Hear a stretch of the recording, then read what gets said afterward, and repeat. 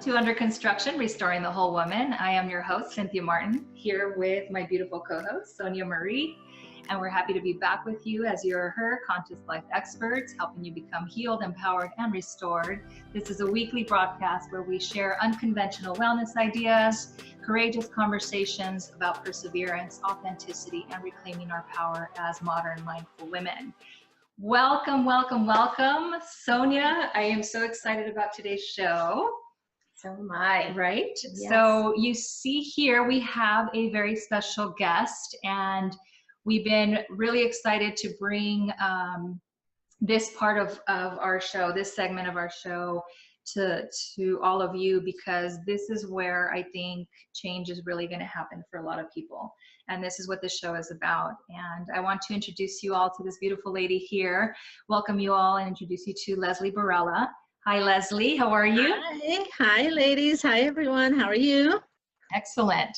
Thank you for being on the show. I know this is not part of your comfort zone or something that is in your world. So we really are happy to have you here and share your stories. But before we get into that part of the show, we want to get to know you a little bit and introduce you to the audience. Can you tell us a little bit about yourself, like what you do for a living, about your fur family and your passion? I'm a paralegal. I work in the legal industry, of course. I've been doing it for about, 18, 19 years, 20, I think now. And I love it. It's, I didn't realize it, but it was my passion to be in that, my calling to be in that field. And I truly enjoy it. I'm married. I have 2 fur puppies.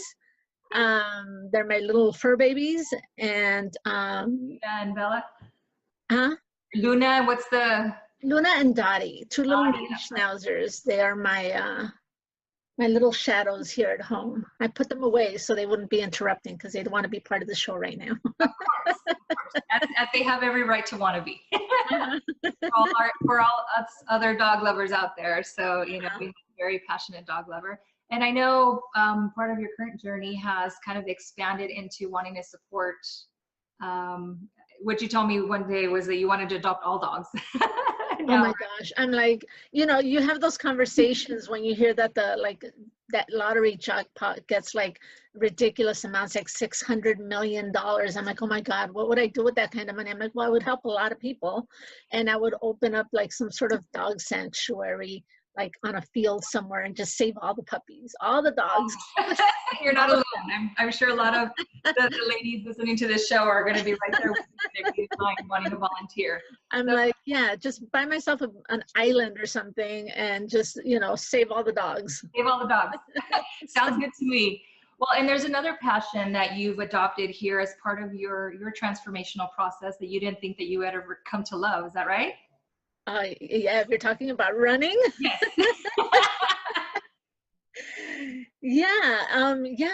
It's something that, it just kind of is something I was always curious about. You see the marathon runners and all these 5Ks, and they look like fun events, and I've always been kind of curious about it. And I've always thought, I wonder if I could do that, but I've got this one weird knee that does what it wants, when it wants. And I'm like, I'm just going to fall on my face, and probably not. But last year I was having kind of that moment where, I don't know, maybe it was a mini midlife crisis, but I was like, where's my life going? Where am I headed? I'm going to try it. And I did it via a fundraising 5K so that I would have a goal, and I was committed, to something. And so I did it, and I was like, wow, this was easy. This was fun. I enjoyed it. And now I'm running all the time. And I've pre-signed up for a half marathon because I said that at the age of 50, I would want to run a half marathon. You go, girl. In a few days, I'll find out. Next week, I find out if I got in, because it's like a lottery system. So if I got in, I'll be doing a half marathon this year. I'm so excited. I'm putting out the positive vibes because I really want to get in. Yes, it's already done, sister. You got it. Yes. And yeah, it's I love it. I love it. I love being outside running, and it just makes me feel, and I'm like, every once in a while, and my niece starts to do something funny, and I'm just like, no, no, no, we're good. This is a fun moment here. Let's keep going. This is fun. And I'm enjoying it. And it's something I never thought I could do. I didn't think I could do it. And tomorrow we're running 9 miles, which is the longest I've ever run. So it will be my first longest run ever, 9 miles, and I'm excited. I'm looking forward to it. We are so excited for you. It just makes me so happy to see you doing something that you love doing and that you're passionate about it. And it's fun, right? That's the fun Right. of it. Right. That's our number one rule, right? Yeah. So Leslie, the reason why we really would love for you to share this story with our viewers is also you're one of the founding members who graduated with our Her Life Mastery program. And so we love sharing this information with our viewers to show that you've been here.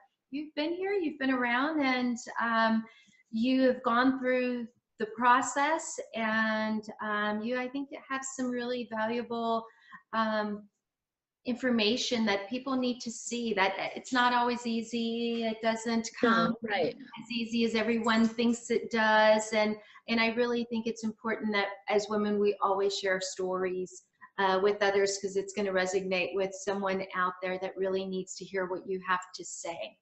Right. So the first question I would like to ask you, Leslie, is really what was going on in your life when you decided you needed to make a change?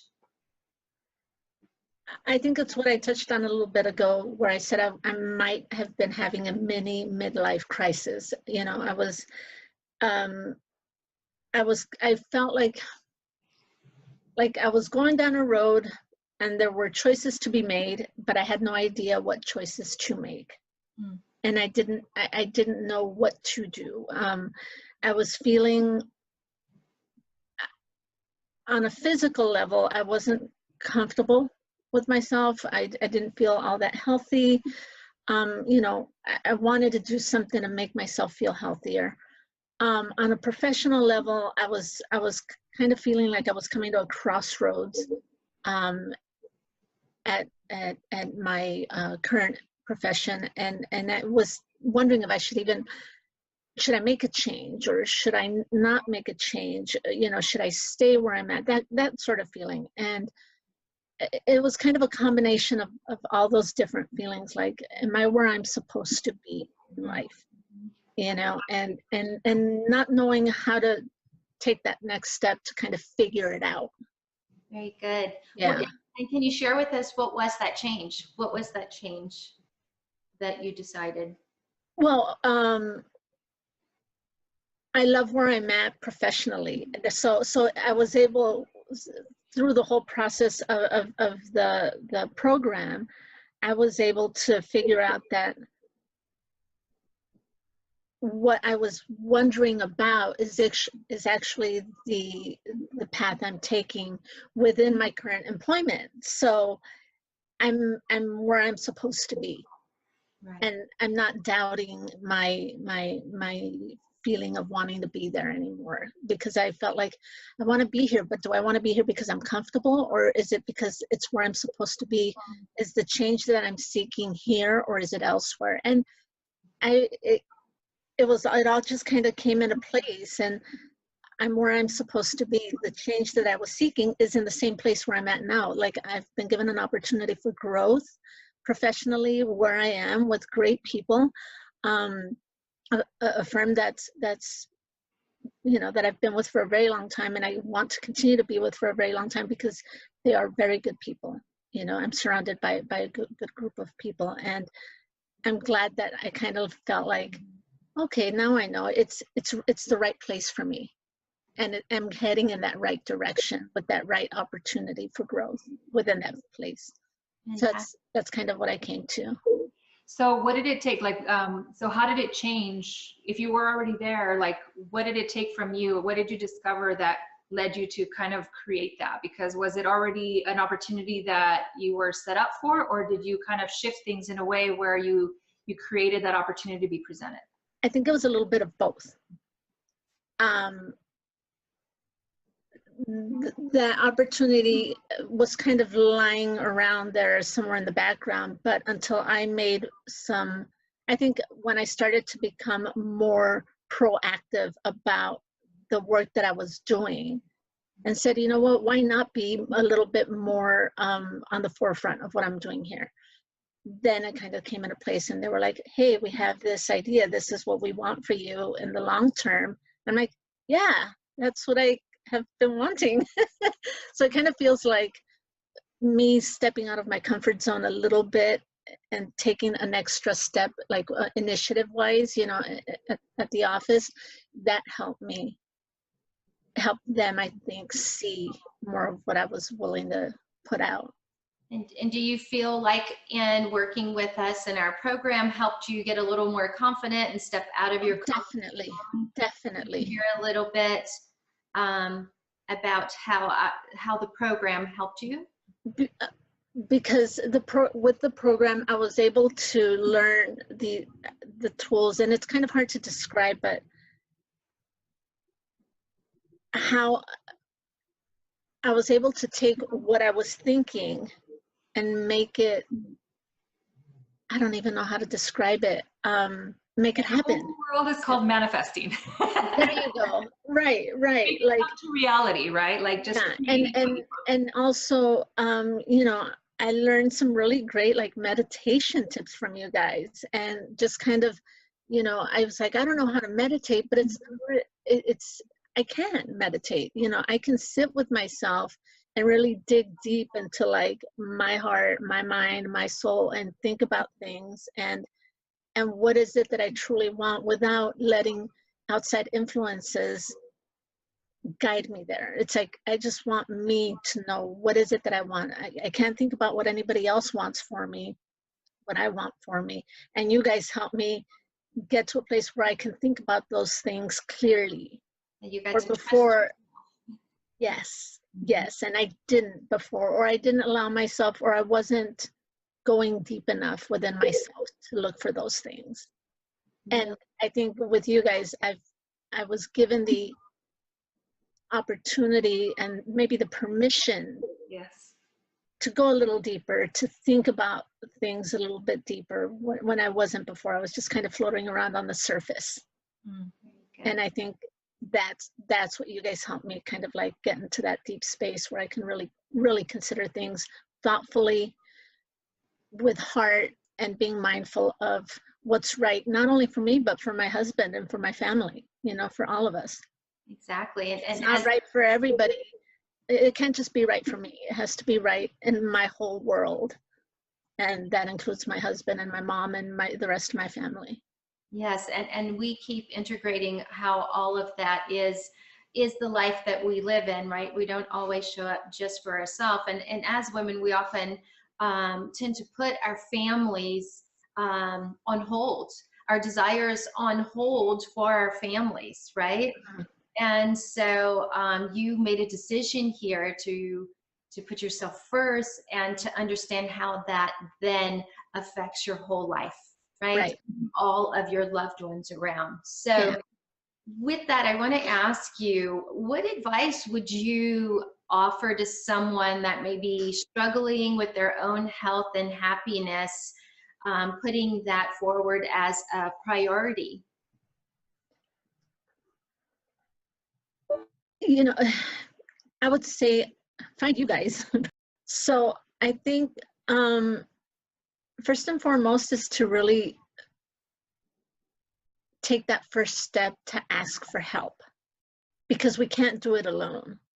All these things that have happened in the last year that have been positive in my life have happened because I found help, basically, in the form of this group, this program, and this group of women.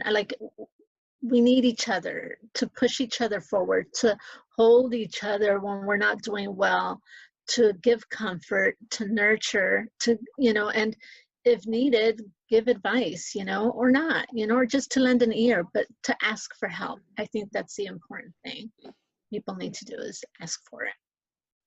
That's beautiful and so true, because we spend so much time trying to figure things out for ourselves, trying to be, you know, the end all be all for everybody, and we just fall short in filling our own cup, right? Right. So. Right. And that's what the program did for me. It showed me that, one, I'm not the only one going through these struggles. There are others who are going through the similar things, or different, but it's kind of the same, right? Struggles. And I learned how to be one with myself, and to be a little bit more introspective. And I learned a lot of other things as well, like how to let go, you know. And that, I think, was the key, you know, letting go of stuff that was weighing me down, that I didn't realize was happening, you know. But it all comes with learning a little bit about us, what's inside of us, deeply inside of us. And that's, I think, the core of what we weren't taught, was how to engage in that self-awareness, right? Mm-hmm. We're taught to focus outward, and we need to focus here first, right? So that is a perfect lead into the next question that I have for you. So what would you say was your biggest aha moment? Because you and I have a long-term relationship, right? And one of the things that I find especially in the work that I do, because it's a fine line into a space that people are not comfortable with, right? Having to deal with that deep part of their mind, or their greatest fears, and just looking at themselves in a way very vulnerably is very difficult for most. And when it comes to our loved ones, you guys are the hardest ones to try to to expose to these types of things. And not that, you know, you personally, but I'm just saying in general, in the work that we do, the hardest people to try to help is our closest loved ones, right? And you are a dear friend of mine. And when you came to that point to start asking me certain questions that opened the door, I was literally like almost doing somersaults. I knew what was available and what was possible, and you made a choice to go down that road, and I'm so excited that you did, because the changes that you've made. So that being said, what would you say was your biggest aha moment? Because you were dealing with, you know, with something that you weren't aware of.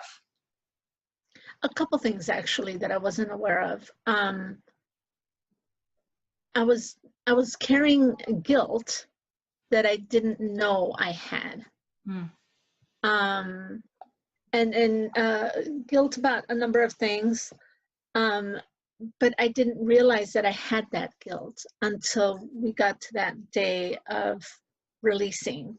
Yeah. And that's when it just bubbled over, and I was like, whoa, that's what I was carrying with me all along. And I realized I don't need to carry that with me at that moment. I let it go.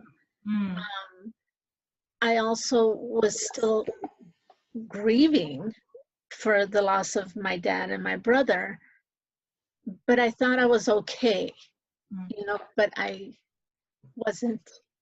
Yeah. And it never goes away. And it never goes away. You know, I had a bit of a complicated relationship with my dad and my brother. But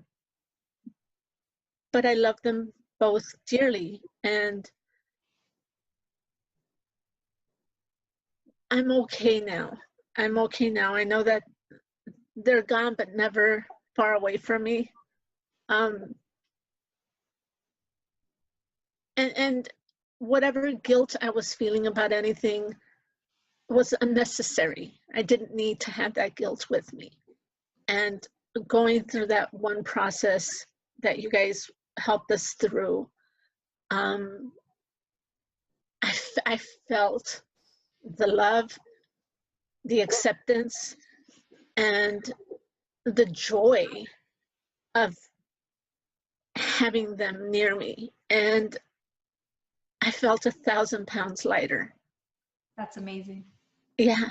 And I can think back on my dad and my brother and anything else from my past that I used to think of with like, kind of attitude. I just kind of feel like, no, my life is good. My life was good. Everything's going to work out. You know, everybody's okay. And I let go of that guilt that I didn't even know I had. I always felt like, oh, I'm okay, I'm good, you know, that was then, this is now. But no, it was in there. It was in there. And realizing that I did feel guilt and verbally just vocalizing it and admitting to that guilt that I carried with me, I was able to say, you know what? Yes, I've carried you for way too long and I'm done with you. There's no guilt to be held here anymore.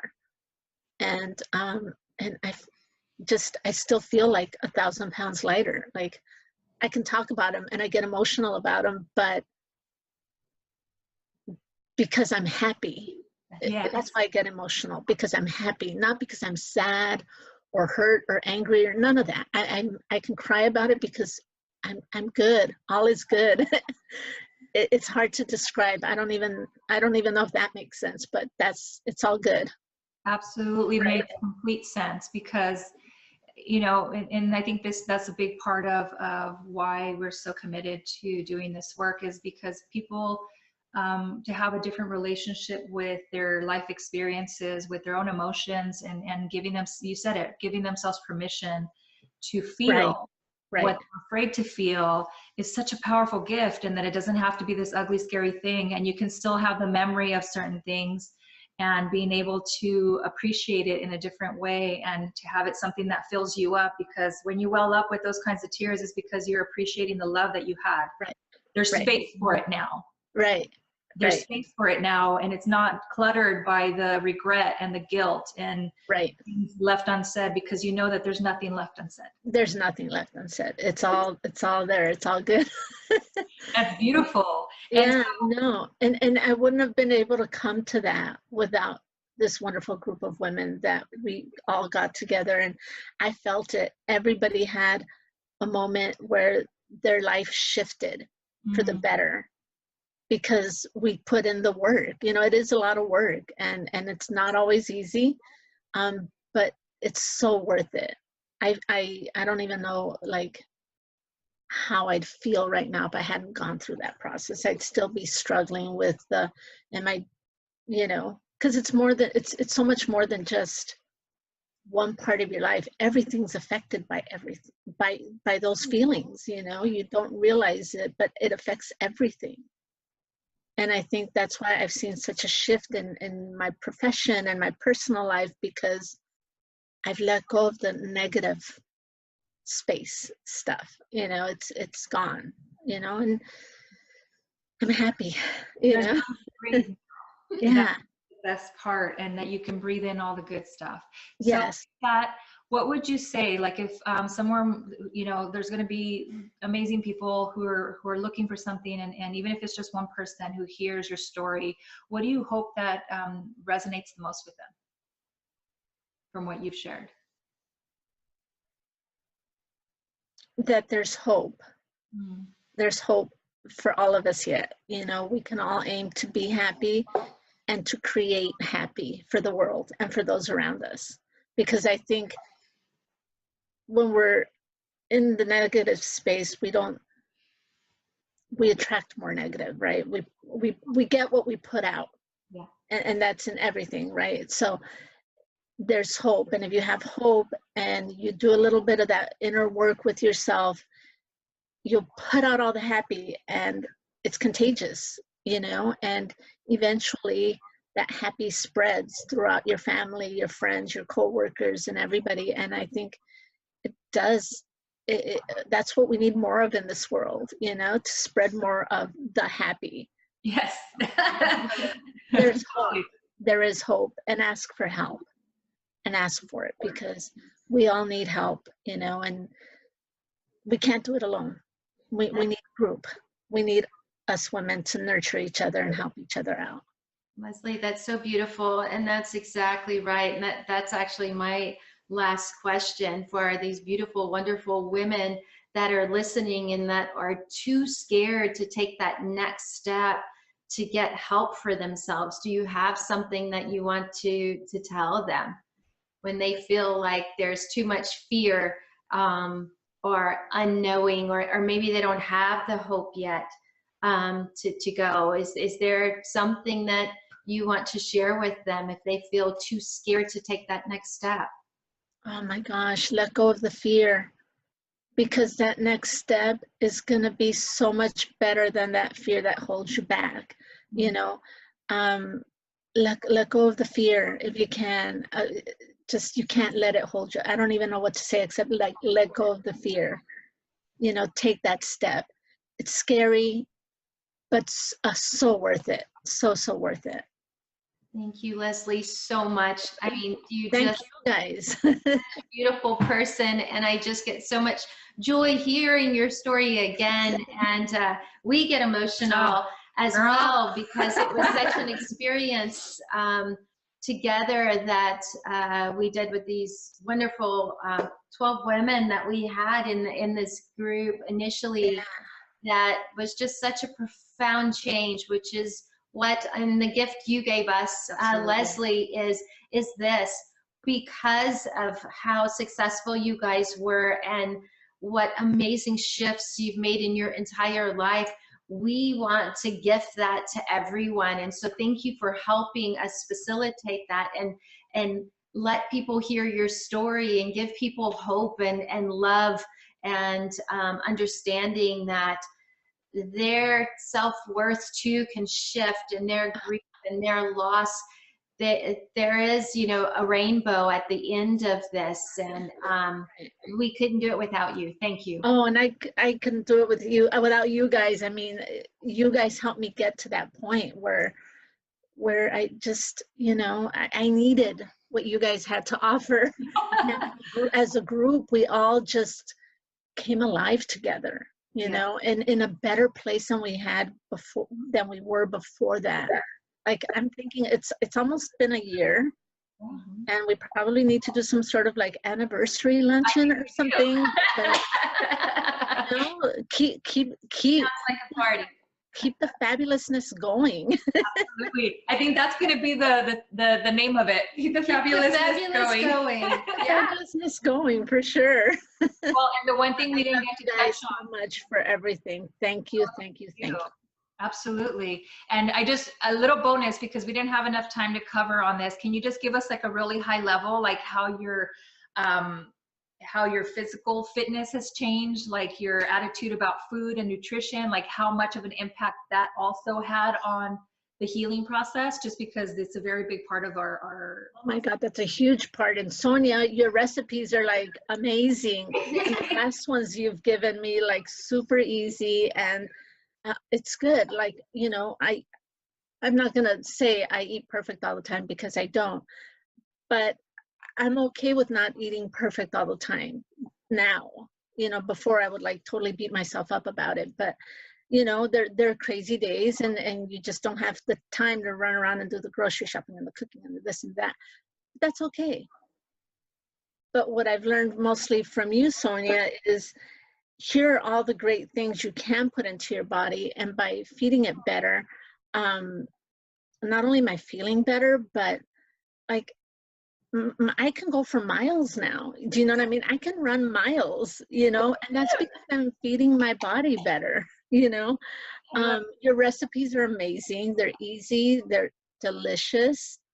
You know, and you've taught me that it's okay. It's better to plan, right, for your meals and all that. But even if one day you don't eat perfectly, it's okay, because I've made that choice that, okay, today I'm not going to eat that great, but I'm not going to beat myself up about it. It'll be fine. I go back to the good stuff tomorrow, and then I'm back, you know, back on track, kind of thing.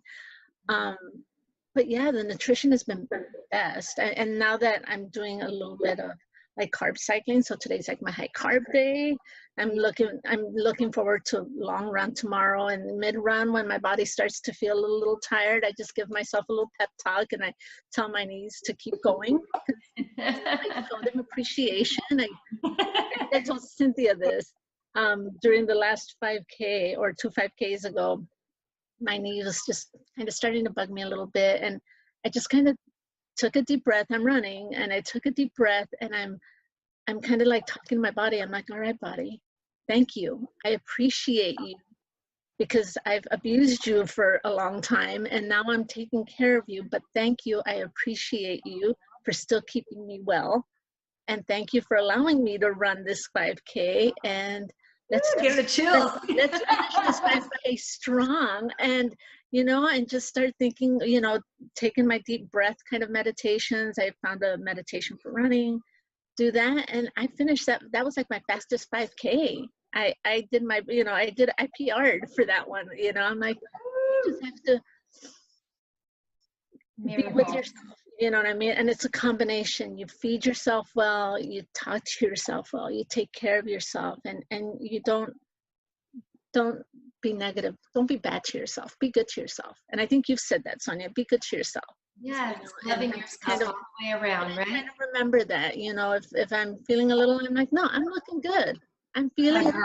Body's healthy. All is good. That's amazing. And we're just try to keep that positivity with me as much as possible, and try to share it with everybody. And you're doing the good work too, because that's kind of like the ultimate lesson that I've learned, that we're all learning, is that it doesn't require us to make these magnanimous, choices that are going to impact the world. Just by being whole in ourselves and sharing that wholeness, right, we're affecting other people's lives. Right. Little kindness goes a long way. And that's a real truth. So, well, thank you so much, Leslie. Thank you. Continue to enjoy watching you grow, and I will, like I told you not that long ago when you were saying, I don't think I'll ever run a full marathon. I'm gonna remind you when you are doing it. I'm not there yet. I'm still baby steps. I don't know if I'm there yet. So we wish you all the best. We continue to enjoy watching you grow and growing with you. And thank you for honoring us by sharing your story and helping other women. Of course. I want to help everybody right now. Let's help everybody. Help everybody. That's what we're talking about when we say infuse love into it. So thank you. And all righty. We'll talk to you soon. Take care. All right. Love you guys. Thank you. Bye. Bye-bye.